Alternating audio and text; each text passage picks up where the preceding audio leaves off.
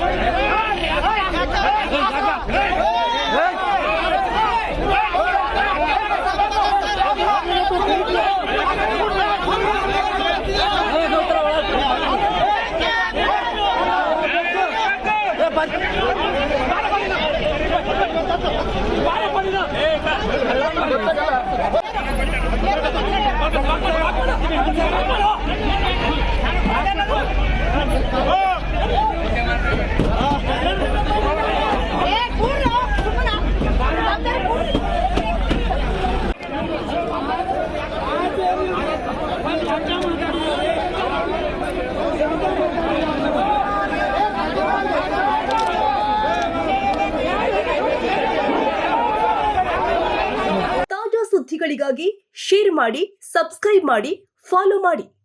AIN news Kannada, ವರದಿ ನಮ್ಮದು, ನಿರ್ಧಾರ ನಿಮ್ಮದು.